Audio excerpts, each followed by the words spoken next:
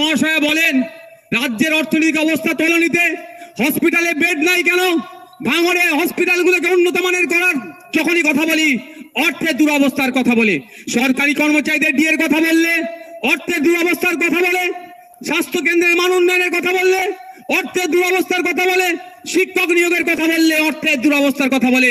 আমি আজকে Netaji indoor stadium থেকে মাননীয় মুখ্যমন্ত্রীকে বলছি, যদি আপনি রাজ্যের ভালো চান, নওশাদ সিদ্দিকীকে আগামী 6 মাসের জন্য অর্থ দপ্তরটা দিয়ে দিন।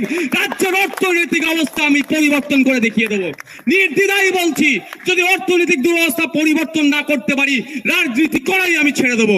যেদিন দায়িত্ব দেবেন তার পরের দিন থেকেই সরকারি কর্মচারীদের কেন্দ্রীয় সমাহারের ডিএর ব্যবস্থা করে দেবো, এবং যে কটা সমাজ কল্যাণমূলক প্রকল্প চলছে একটাও বন্ধ হবে না, সবটাই চালাবো। তাই বলছি, মমতা ব্যানার্জি যদি সদিচ্ছা থাকে নওশাদ সিদ্দিকীর হাতে রাজ্যের অর্থ দপ্তরটা মাত্র 6 মাসের জন্য তুলে দিক, যে হয় কি হয় না দেখিয়ে দেবো। আমাদের রাজ্যের সম্পত্তি আছে, দেশের অনেক সম্পত্তি আছে, চুরি হয়ে যাচ্ছে। এই মমতা ব্যানার্জি তার ভাইপোদের নেতৃত্বে সম্পত্তিগুলো চুরি হয়ে যাচ্ছে। চুরি আটকালেই শিক্ষা কেন্দ্রের যেমন মান উন্নয়ন হবে, চক ডাস্টার যেমন পৌঁছে যাবে, হসপিটালে বেডও পৌঁছাবে, নতুন নতুন চাকরি হবে, এবং সরকারি কর্মচারীদের কেন্দ্রীয় সমাহারে ডিওর ব্যবস্থা করা যাবে। আমি আবারও চ্যালেঞ্জ করছি, মমতা ব্যানার্জি মহাশয় যদি রাজ্যের ভালো চান, সরকারি কর্মচারীদের ভালো চান, আমার জনসাধারণ ভালো চান, শিক্ষা, স্বাস্থ্য, কর্মসংস্থান, এক কথায় বাংলার অর্থনৈতিক, বাংলার জনগণের আর্থসামাজিক মান উন্নয়ন চাই, আগামী 6 মাসের জন্য আমার হাতে অর্থ দপ্তর তুলে নিয়ে এই অর্থনৈতিক চাকা আমূল পরিবর্তন করে দেখিয়ে দেবো। আইএসএফ কে আটকানোর জন্য যে তৎপরতা মমতা ব্যানার্জি করছেন, তার ভাইপোর নেতৃত্বে হচ্ছে, সেই তৎপরতার সাথে যদি বাংলায় 100 দিনের কাজের যারা করেছেন তাদের টাকার যদি আনার ব্যবস্থা করত, তাহলে আমি এই মঞ্চ থেকে তাকে ধন্যবাদ জানাতাম। আমরা ভুলে যাচ্ছি না, সংবিধানের 131 নম্বর ধারায় উল্লেখ আছে, রাজ্য এবং ইউনিয়নের সাথে, স্টেট এবং ইউনিয়নের সাথে কোনো বিষয় যদি মতান্তর দেখা যায় 131 নম্বর ধারা অনুযায়ী সুপ্রিম কোর্টে যেতে পারে। কিন্তু আমরা কি দেখছি, শুধু নাটক হচ্ছে। রাজ্যপাল ভবনের সামনে 144 ধারাকে উপেক্ষা করে সেখানে মিছিল, সেখানে মিটিং, সেখানে অবস্থান করে, সেখানে মাইক লাগিয়ে প্রতিবাদ করতে পারছে, কিন্তু সংবিধানের 131 নম্বর ধারাকে সামনে রেখে কেসে যেতে পারছে না, আইনের দ্বারস্থ হচ্ছে না। আবার উপরন্ত কি দেখছি, একটা রাজনৈতিক দলের মিটিং মিছিলকে আটকানোর জন্য এজি স্যারের মতো গুরুত্বপূর্ণ পোস্টকে তাদেরকে কাজে লাগানো হচ্ছে। আসল গুড়াই তো গলত। 100 দিনের কাজের টাকা কিভাবে আইনের মাধ্যমে চাইতে যাবে? প্রায় 14.5 লক্ষ ফেক জব কার্ড এরা বানিয়েছে। কাদের নেতৃত্ব হয়েছে? তৃণমূলের নেতৃত্বে হয়েছে। তখন যাদের নেতৃত্বে বানিয়েছে তাদেরকে হয়তো তিহার জেলে রাখতে পারে, সেই জন্য এরা জনমানুষের শুধু নাটক ছাড়া আর কিছু করছে না। তাই বন্ধুগণ, জবাব আমাদেরকে যোগ্য জবাব সময়ে দিতে হবে এবং গণতান্ত্রিক প্রক্রিয়াতে দিতে হবে। কারণ আমাদের দলে ওই তুই বোম বাঁধিস, যে অধ্যাপিকাকে জগ ছুঁড়ে মারে, তাদের প্রশ্রয় নয়।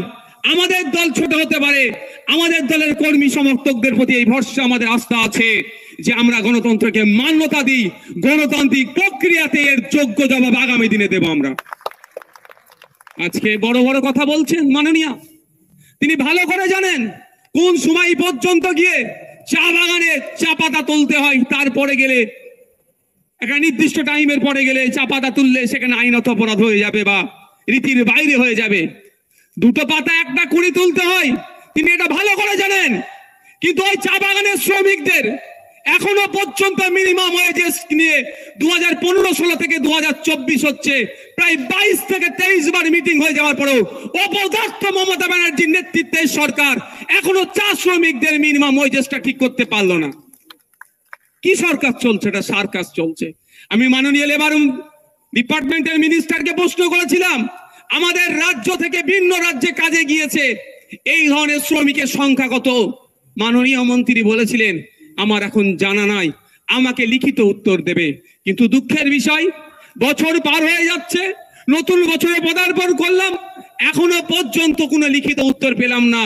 আমার তো মনে হয় এই ডেটাটুকু পর্যন্ত মমতা ব্যানার্জির শাসনামলে অপদার্থ মন্ত্রীর কাছে হয়তো নাই, এরা দপ্তর চালাচ্ছে। এই প্রশ্নগুলো যখন করি, যখন উত্তর দিতে পারে না তখন বিধানসভার মধ্যে মুখ চাওয়াচাই করে আইএসএফ তথা সংযুক্ত মোর্চার একটা বিধায়ক যখন কৃষিমন্ত্রীকে প্রশ্ন করে, আপনারা তো বলছেন কৃষকের 3 গুণ আয় বেড়েছে, কিন্তু আজকের ডেটে পশ্চিম বাংলার একটা কৃষক পরিবার পিছু মাসিক গড় আয় কত, সে উত্তর দিতে পারছেন না, একে অপরের মুখ চাওয়াচাই করছে। বাইরে বেরিয়ে আইএসএফ এর মুখ কিভাবে বন্ধ করা যায় তার জন্য যত অপচেষ্টা আছে চালিয়ে যাচ্ছে। প্রশ্ন করি আমরা বিধানসভার মধ্যে, আমরা ওখানে সেলফি তুলতে যাইনি, কারো ছবি দেখিয়ে বিধানসভার মধ্যে যায়নি, কারো অনুপ্রেরণা নিয়ে বিধানসভার মধ্যে যায়নি, ভাঙড়ের মানুষের ভোট পেয়ে তাদের দোয়া আশীর্বাদ নিয়ে বিধানসভার মধ্যে গিয়েছি। আজকে আমাদের রাজ্যের বিধানসভার দেওয়া তথ্য, কৃষিমন্ত্রীর দেওয়া তথ্য, 70% মানুষ কৃষি কাজের সাথে যুক্ত। আর প্রায় 1 কোটির উপরে 1 লক্ষ হেক্টর বিঘের কৃষি জমি আছে বলছেন, ঘোষণা করছেন। গতকাল কয়েকদিন আগে বিধানসভা এভিডেন্স ছিল, এক আইএস অফিসার এসেছিলেন, তাকেও আমি প্রশ্ন করলাম যে কৃষকদের গড় আয় কত, তারাও মুখ চাওয়াচাই করছে। সামান্য একটা ছোট্ট ছেলে, স্বল্প বয়সী ছেলে আইএস অফিসারের যদি ঘাম বার করে নেয় তাহলে স্বাভাবিকভাবে অনেকের ঈর্ষা হচ্ছে। কিন্তু আমি বলি, আমরা এই কথা বলছি বলে, মানুষের অধিকার নিয়ে কথা বলছি বলে, পরিযায়ী শ্রমিকের কথা বলছি বলে, জল জমি জঙ্গলের অধিকারের, স্বাভাবিক অধিকারের কথা বলছি বলে, হাতির হানায় প্রতিনিয়ত দেখছি মানুষ মারা যাচ্ছে। সেই প্রশ্ন যখন বিধানসভার মধ্যে করছি, মাননীয় অপদার্থ মন্ত্রী এখন জেলের হাওয়া খাচ্ছে। আমরা প্রশ্ন করেছিলাম যে বিগত দিনে হাতি তো এত লোকালয়ে আসে না, এখন কেন হাতি চলে আসছে, হাতি রোধের জন্য কি ব্যবস্থা গ্রহণ করছেন? অপদার্থ মন্ত্রী এখন জেলের হাওয়া খাচ্ছে। তিনি বলেছিলেন, আমাদের উত্তর দিয়েছিলেন, হাতিকে নাকি জঙ্গলের খাবার আর ভালো লাগছে না, লোকালয়ের খাবার ভালো লাগছে। ভাবতে পেরেছেন? কিন্তু একবারের জন্য বললো না, তার দলের দামাল ভাই ভাইপোদের অত্যাচারে জঙ্গল কেটে সাফ করে দিচ্ছে, সেখানে রিসর্ট বানাচ্ছে, আমোদ প্রমোদের জায়গা করছে, ফলে হাতির খাবার কমে যাওয়ার ফলে লোকালয় আসছে আর গ্রামের সাধারণ মানুষ ক্ষতিগ্রস্ত হচ্ছে, মারা যাচ্ছে। কথা একবারের জন্য বললেন না। মাননীয়া যখন যেটা ইচ্ছা হয়, ঘুম থেকে যেটা ইচ্ছা হয় বলে দেয়, কিন্তু কতটা সায়েন্টিফিক তিনি হয়তো জানেন না, তার পাশে যারা থাকে জানি না তাকে কিভাবে গাইড করে। যদি আমাদের এখানে লক্ষ্মীদাকে সাথে নিত, অন্তত কিছু ভালো গাইড করতেন, যে জল জমি জঙ্গলের অধিকারটা বুঝিয়ে দিতেন, সেটাও তো নেবে না। কিভাবে নেবে? দলে জয়েন করো, বুদ্ধি নেওয়ার জন্য নেবে না। তিনি বললেন হাতির হানায় মারা গেলে পরিবার পিছু চাকরি পাবে। আমি প্রশ্ন করেছিলাম, নির্দিষ্ট সময় দিয়ে একটা প্রশ্ন করেছিলাম, এই সময়ের মধ্যে কতজন মারা গিয়েছে বিধানসভার মধ্যে, আর কতজন সরকারি চাকরি পেয়েছে। কিন্তু দুঃখের বিষয়, মাননীয় ঘোষণা করে দিয়েছেন, কিন্তু চাকরির সংখ্যা, যেই সংখ্যায় মারা গিয়েছে সেই সংখ্যা এখনো চাকরি দেয়নি। যখনই বলা হচ্ছে কবে হবে, একটা সুন্দর এরা বাক্য এদের মুখস্থ করে রেখে দিয়েছে যে প্রসেসে আছে, হয়ে যাবে।